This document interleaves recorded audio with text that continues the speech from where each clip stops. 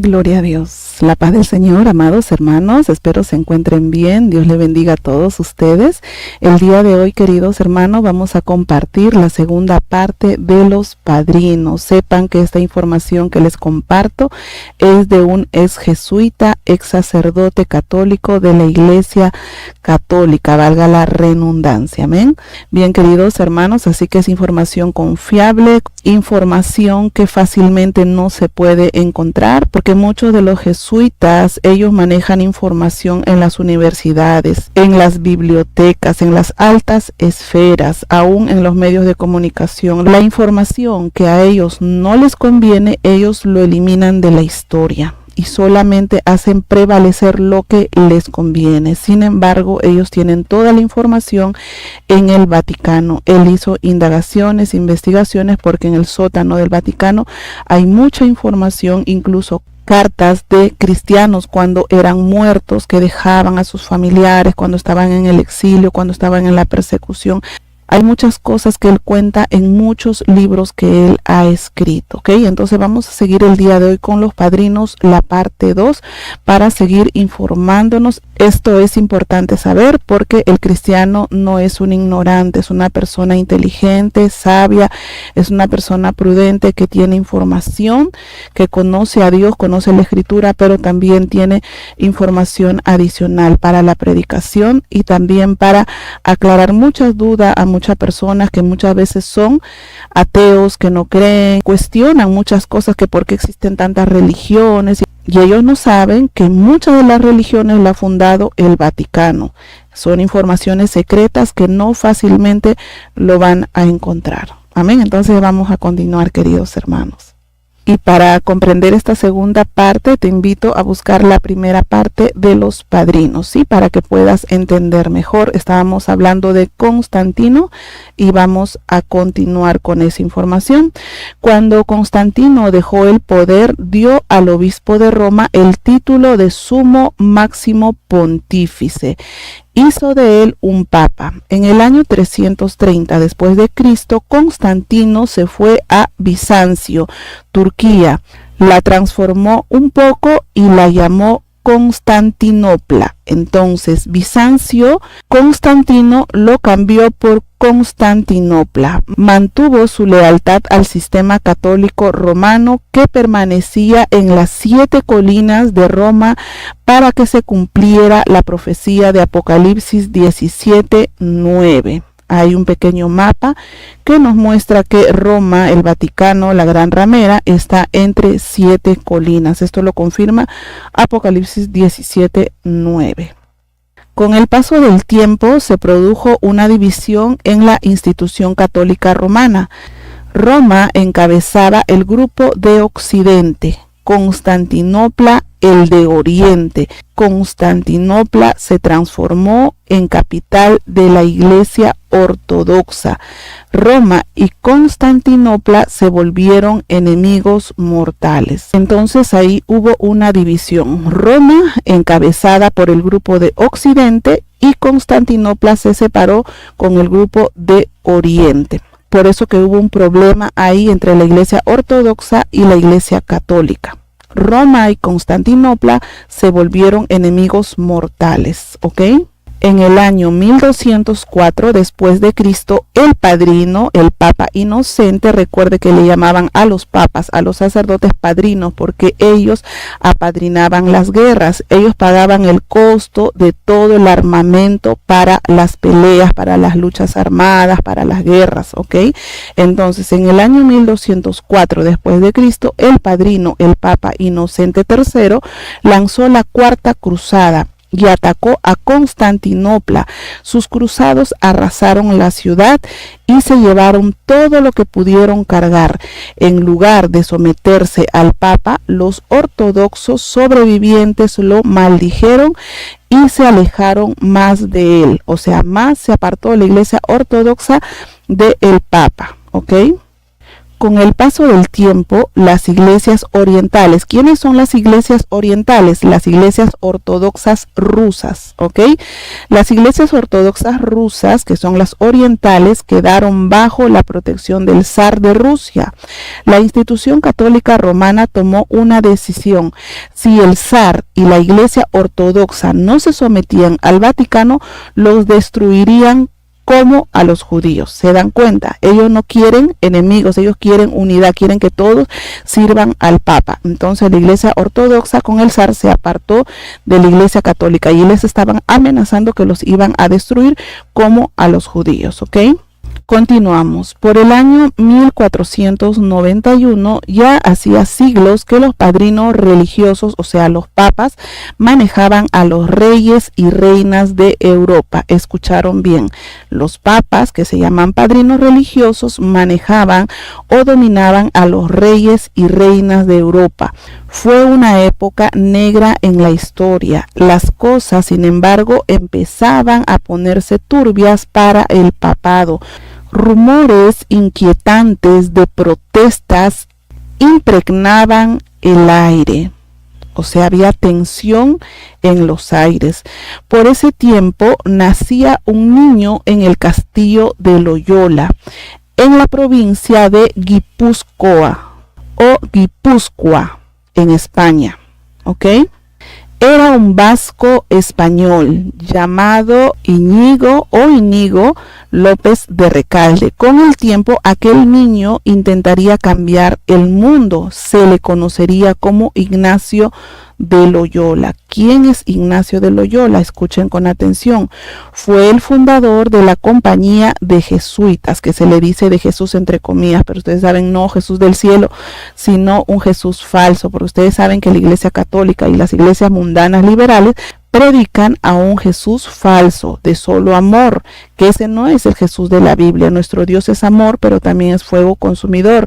Nuestro Dios es amor, pero también es justicia. Entonces, ellos usan el nombre de la Biblia o las cosas de la Biblia, pero para sus intereses. Usan el nombre de Dios en vano. Entonces, Ignacio de Loyola fue el fundador de la compañía de Jesús, entre comillas, pero es de la compañía de jesuitas, que es la orden jesuita. También creó los iluminados o Illuminatis. Fue el primer superior jesuita. Ignacio de Loyola fue el primer superior jesuita. Debido a que fortaleció la institución católica romana, fue canonizado en 1622. Ignacio de Loyola fue un genio satánico. Escuchen lo que hizo. Creó un ejército de sacerdotes completamente dedicados a la disciplina y el orden, el que pronto se convirtió en la más temible fuerza religiosa de la historia. Llegaron a ser la fuerza de choque del Vaticano. Prácticamente eran como la fuerza armada del Vaticano. Los jesuitas han capturado y destruido naciones. Escuchen bien, los jesuitas han capturado y destruido naciones, han iniciado guerras y asesinado reyes y presidentes, incluyendo a Abraham Lincoln. Esto está confirmado, hay mucha información. Los jesuitas hacen cualquier cosa con tal de destruir la vida y la reputación de quien se atreva a cruzarse en su camino. Han sido expulsados de casi todas las naciones excepto de Estados Unidos, donde están muy activos tratando de tomar el control de la política, los asuntos de inmigración, etcétera. Su trabajo es hacer que cada hombre, mujer o niño de este planeta proclame de rodillas que el Papa es Jesucristo, entre comillas, aquí en la tierra, y se someta completamente a su poder. O sea, ellos quieren forzar para que toda la humanidad le rinda pleitesía, honor al Papa, que es el anticristo, ¿ok? Porque está contra Cristo, es un anticristo. ¿Ok? Al superior de los jesuitas se le llama el Papa Negro. Escuchen bien, al superior de los jesuitas se le llama el Papa Negro. Él dirige el Vaticano detrás de la escena y Satanás lo dirige a él. ¿Escucharon bien? El Papa que tenemos ahora, Francisco, solamente es una careta. Detrás de él está el Papa Negro, que es el superior de los jesuitas. El Papa Negro le dirige a la Iglesia Católica, al Vaticano y también al Papa Francisco. ¿Y quién dirige al Papa Negro? Lo dirige Satanás mismo, porque ellos son satanistas de alto rango, hermanos. Por eso dice la palabra que el mundo entero está bajo el maligno. Ahora entienden por qué la Biblia dice que no ames al mundo ni las cosas que están en el mundo, que cualquiera que ama el mundo se constituye enemigo de Dios. Entonces hay un gobierno mundial que está gobernado por Satanás mismo. El diablo tiene un poder temporal en este mundo, no podemos ignorar. Claro que Dios está por encima de todo, pero en este mundo el que tiene un poder temporal es Satanás. Eso no olvidemos. Ustedes saben que en el Edén él ganó el poder al vencer a Adán y conquistar por medio del pecado. Él venció y hoy por eso él gobierna este mundo. Por eso que no debemos amar el mundo ni las cosas que están en el mundo. El mismo Satanás fue que le dijo a Jesús: todo esto te daré si postrado me adorares. Todo aquel que se postra ante Satanás, el diablo le da todo, el Señor lo reprenda. Eso es lo que hacen muchos famosos, futbolistas, actrices, cantantes. Han vendido su alma al diablo por riqueza, por sexo, por dinero, por fama, etcétera. Amén, eso no olviden. Entonces, ¿quién gobierna en sí el Vaticano? Es Satanás mismo. ¿Quién le sigue? El Papa Negro. ¿Quién le sigue al Papa Negro? Es el Papa Francisco. Entonces es el mismo Satanás que gobierna el Vaticano, para los que no sabían, ¿ok? La mayoría de los libros que hablan de la sangrienta historia de los jesuitas o se han perdido o han sido destruidos o están fuera de circulación. ¿Se dan cuenta de lo que les decía al inicio? Ellos hacen desaparecer información que no les conviene y lo que solamente les conviene, ellos lo propagan. Entonces, la mayoría de los libros que hablan de la sangrienta historia de los jesuitas, porque hermanos, ellos han promocionado muchas guerras. Ellos han hecho la Santa Inquisición o Santo Oficio, entre comillas, porque no tiene nada de santo y no tiene nada de santa. Amén. Ellos son malévolos, es el mismo diablo que los ha poseído, porque incluso para hacer el holocausto judío, también ellos han estado detrás de todo eso. El diablo vino a robar, matar y destruir. Esa es la misión del enemigo, el Señor lo reprenda. Por eso que el cristiano que no tiene cobertura, que no vive en santidad, corre muchos peligros. Amén. Y claro que Dios protege a sus hijos, pero si no nos protege, como dijeron los amigos de Daniel, igual no nos postraremos ante su Dios. Porque nosotros lo que tenemos que salvar es nuestra alma, no es nuestro cuerpo. Por eso dice la palabra: no teman a los que matan el cuerpo, teman a aquel que puede mandar su alma al infierno. Entonces hay que temer a Dios, no a los hombres, y hay que buscar la salvación de nuestra alma. Tal vez nuestro cuerpo pueda perecer acá, pero lo más importante, recuerden que es el alma. Amén. Continuamos. No solo libros. También, escuchen esto, también muchos ex sacerdotes jesuitas que andaban escondidos han desaparecido o han muerto. O sea, los que se salían de sus filas de ellos o los mataban o los desaparecían. Nunca más sabían de ellos. Todos los que daban un paso al costado, ya no querían ser jesuitas, los mataban, los desaparecían. ¿Han estado activos los jesuitas en el siglo XX?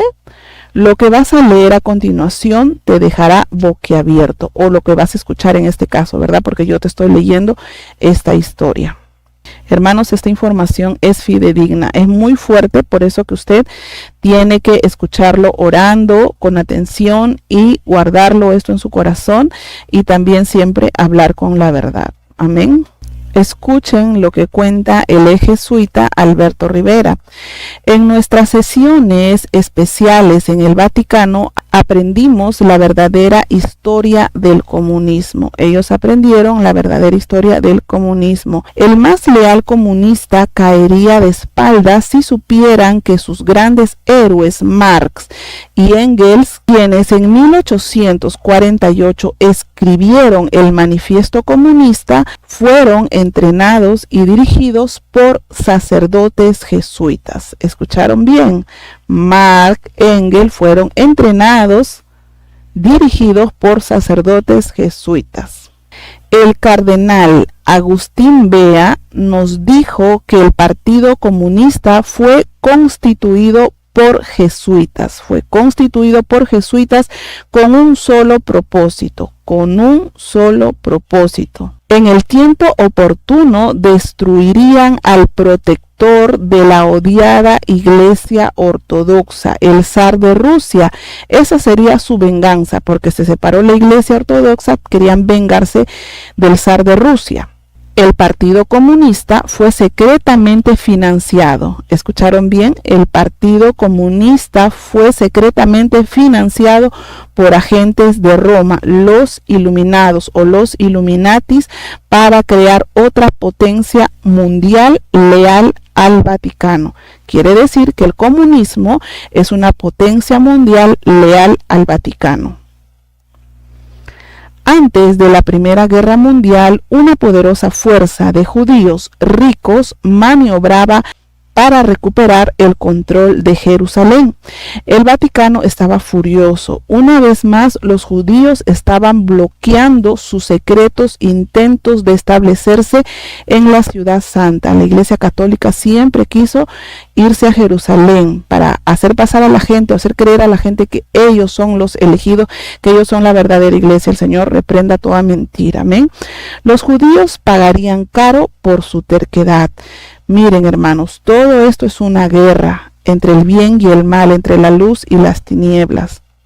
En vista de eso, los jesuitas elaboraron un plan maestro que no solo aniquilaría a los judíos europeos, sino que haría que todo el mundo se volviera en contra de ellos. ¿Quiénes hacen la siembra del odio por medio de los medios de comunicación y todas las plataformas? Son los jesuitas, hermanos. Ellos crearon el odio en contra de los negros, en contra de los judíos.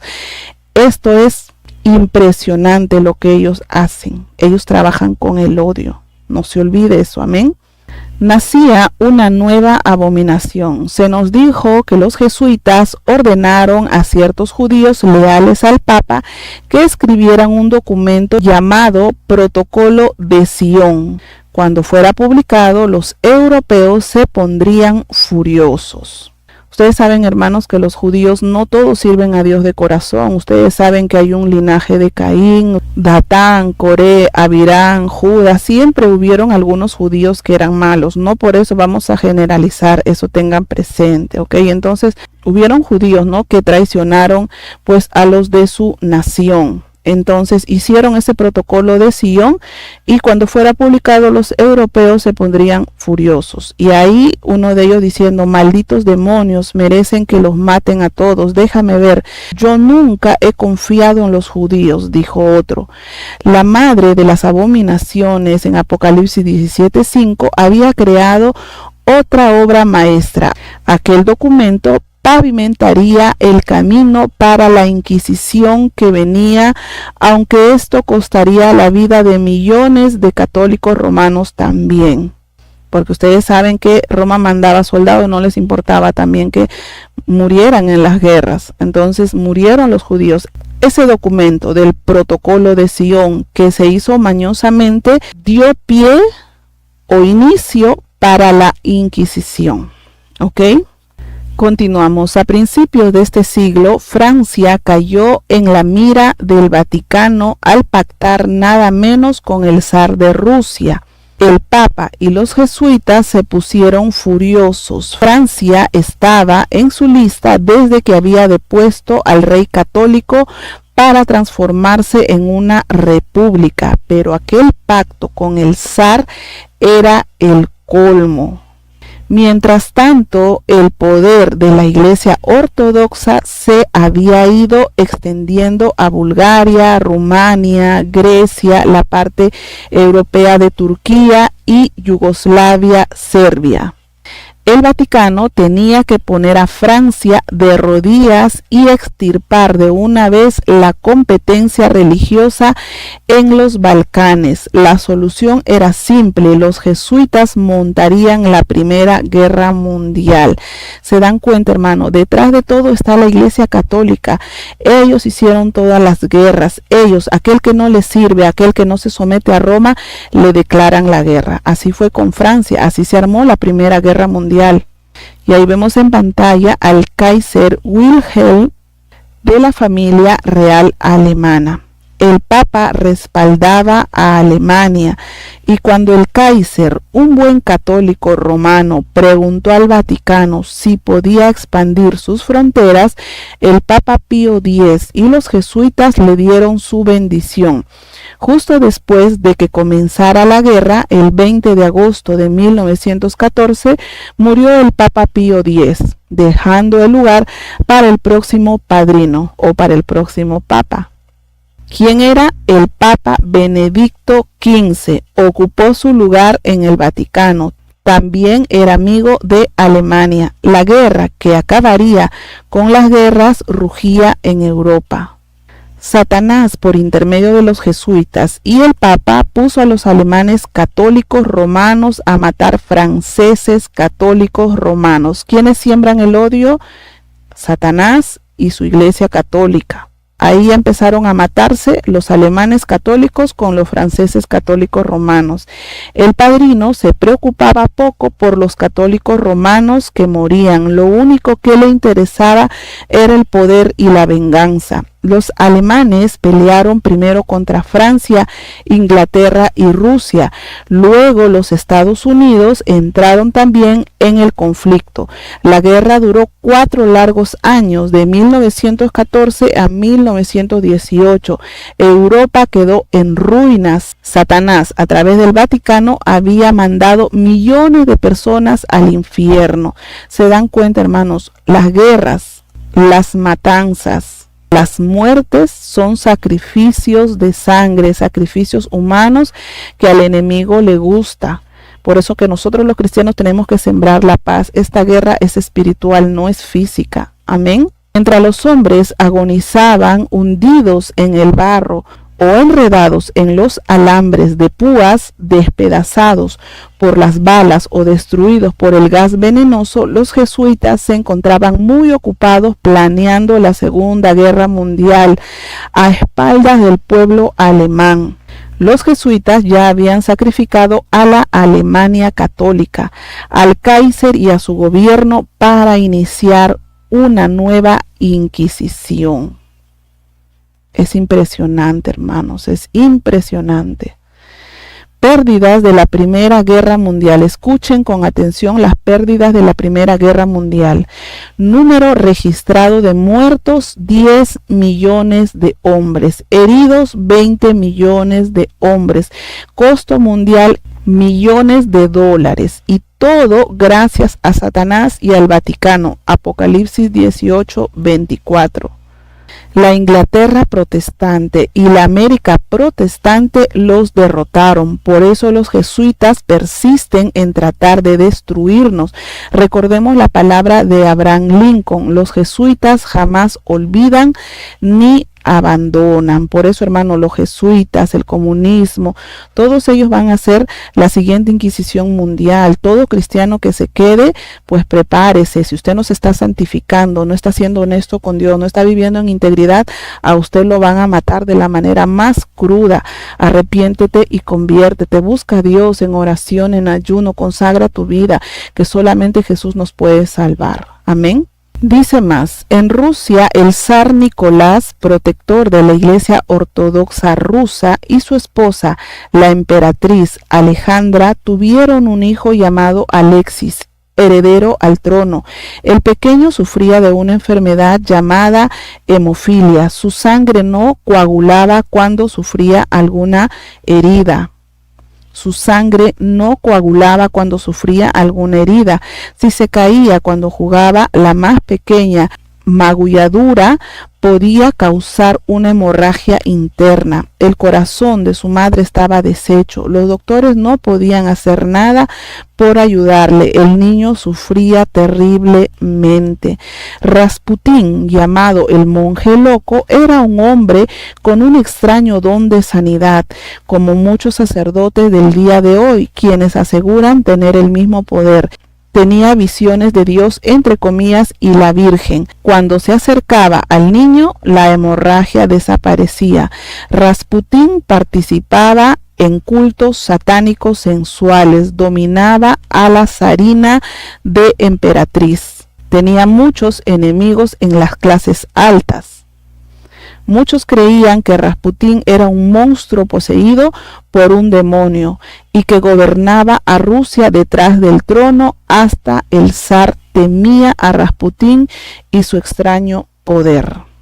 El cardenal Bea nos dijo que en un momento de debilidad la emperatriz le reveló a Rasputín donde el zar escondía el oro. Rasputín pasó esa importante información al patriarca de la Iglesia Ortodoxa rusa justo antes de ser asesinado. En sus periódicas charlas, el cardenal Bea hablaba del pasado, presente y metas futuras en el poder temporal, poder terrenal del Vaticano. Era el tiempo en que se ponía al día la Constitución como resultado del Concilio Vaticano II. Recuerden que ellos tienen la meta de la unidad mundial, una sola religión, una sola moneda entre comillas, porque ustedes saben que al final todo va a ser digital. ¿Ok? Entonces, en nuestras largas y cuidadosas preparación para la Revolución Rusa, los jesuitas trabajaron estrechamente con Marx, Engels, Trotsky, Lenin y Stalin. Secretamente fuimos trasladando nuestro oro a Rusia a través de Alemania. Eso está hablando un jesuita cuando estaba informando a todos los nuevos jesuitas, para que tengan idea, ¿ok? Creímos que muy pronto nuestro enemigo sería destruido y el comunismo se levantaría como una nueva, poderosa hija del Vaticano. Dice más, Lenin se encontraba en Suiza cuando oyó las noticias relacionadas con la revolución que había estallado en Rusia. Para ayudar a la revolución a destruir a su enemigo, el alto comando alemán y otros prepararon secretamente un tren especial para transportar a Lenin y sus revolucionarios a través de Alemania. En abril de 1917, Lenin y algunos de sus hombres clave hicieron el viaje en el famoso tren sellado. El hombre de más alta personalidad en la organización de este viaje fue Diego Bergen, un devoto católico alemán, entrenado en la escuela jesuita. Más tarde, durante la República de Weimar y el régimen de Hitler, llegó a ser embajador en el Vaticano. Si la revolución triunfaba, morirían millones de personas, incluyendo el zar y su familia. En abril de 1917, cuando Lenin llegó a Rusia, la revolución estaba controlada por opositores de Lenin. El zar había sido forzado a abdicar, o sea, a entregar el trono. Él y su familia fueron puestos bajo arresto domiciliario. Su gobierno había sufrido un colapso y la mayor parte del ejército había desertado. Hermanos, ellos están detrás del poder. Por eso nosotros no podemos meternos en política. Los cristianos tenemos que orar. Nosotros tenemos que votar, claro que sí, pero siempre confiando en Dios, no confiando en los hombres. Podemos votar siempre por los que son pro vida, pro familia, aunque sabemos que detrás de la mesa, hermanos, hay muchas cosas que también a ellos al final los manejan y los dominan. Hay mucha gente que quiere hacer el bien, pero al final la fuerza del Vaticano es tan fuerte que muchos de ellos ya no pueden hacer más, por eso que hasta los matan. Por eso que se rinden, se doblegan ante la agenda mundial. Eso también ténganlo presente, amén. Por eso dijo Jesús, mi reino no es de este mundo. Busquemos el reino eterno que el Señor va a implantar, cielo nuevo y tierra nueva, donde mora justicia, y Él reinará, amén. La confusión reinaba por doquier. Las tropas que todavía eran leales al zar fueron llamadas rusos blancos. Los revolucionarios fueron llamados rojos. Eran enemigos mortales que peleaban por la supervivencia. Lenin ganó el control del gobierno revolucionario y el 10 de marzo de 1918 se estableció en Moscú. En julio, por razones de seguridad, la familia real fue llevada a Yekaterinburg, en los Urales, Un ejército de checos del ejército blanco fue movilizado hacia la aldea donde se encontraba la familia. Existía la posibilidad de rescatarlos. El 17 de julio de 1918, un grupo llamado Soviéticos Urales, entre paréntesis otros se referían a ellos como la banda desconocida de merodeadores, estableció un tribunal provisional que declaró culpable a la familia. Ninguno debe escapar. Dijeron eso los jesuitas. El doctor Rivera afirma, se nos dijo que algunos de ellos eran jesuitas. Se dan cuenta, ellos están detrás del poder. Esos movimientos medios raros que hay en los gobiernos, ellos están detrás de ellos, hermanos. Entonces, el doctor Rivera afirma, se nos dijo que algunos de ellos eran jesuitas que se hacían pasar por comunistas. Al fin había llegado el momento que el Papa estaba esperando. ¿Se acuerdan? Que él había amenazado. Por fin llegó su momento, dice. Dice más, ahí en pantalla ven otra imagen, ¿verdad? El protector de la Iglesia Ortodoxa al fin enfrentaba a los jesuitas de Roma y sin misericordia mandaron a la pobre, aterrorizada y pequeña familia a la eternidad. Tarde en la noche los cuerpos fueron trasladados a un camión, llevados a una mina abandonada llamada Los Cuatro Hermanos, donde fueron descuartizados, quemados, rociados con ácido y arrojados por un túnel abandonado de la mina. Imagínense la maldad que tienen los jesuitas, hermanos. Los jesuitas se habían movido con gran rapidez. El Partido Comunista Central no se enteró del juicio y del asesinato del zar y su familia hasta después de estar consumado. Fue una tremenda victoria para el Vaticano. Se nos dijo que la cacería de patriarcas, líderes religiosos, sacerdotes, monjas y curas de la Iglesia Ortodoxa comenzó con furor. Ahí empezó la venganza de la Iglesia Católica contra la Iglesia Ortodoxa, que se separó del Vaticano. El Vaticano esperaba ansioso las noticias referentes a la destrucción de sus competidores religiosos. O sea, solamente el Vaticano querían ser ellos, no querían que nadie fuera parte de ellos. Entonces, los soviéticos atacaron monasterios y conventos.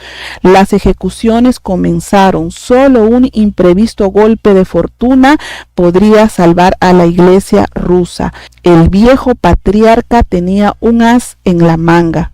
Nota de interés. El doctor Rivera dice que aquella era una prueba. Si la iglesia rusa era destruida, el siguiente objetivo sería la iglesia de Inglaterra, que aún estaba tambaleando por la falsa conversión de un buen jesuita, el cardenal Newman.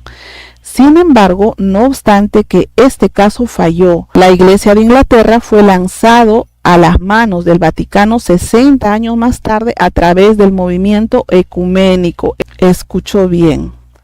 Hay un deseo de unir todas las religiones, todos para que rindan pleitesía al anticristo. Iglesia, el tiempo se agota. Se ha estado trabajando por miles de años por la unidad mundial, por el gobierno mundial. Iglesia, santifícate, que Cristo viene y pronto nos vamos con Cristo. Todo se está cumpliendo al pie de la letra. Es necesario que busquemos más al Señor cada día. Amén. Bien, hermanos, hasta aquí llegamos. A todos aquellos que no se han suscrito, les invito a suscribirse, a dejar su like y compartir con hermanos para que también tengan esta información. Amén. Si Dios quiere, vamos a regresar pronto con la tercera parte. Que el Señor les bendiga, queridos hermanos, y la paz del Señor Jesús esté con ustedes. Amén. Gloria a Dios. Aleluya.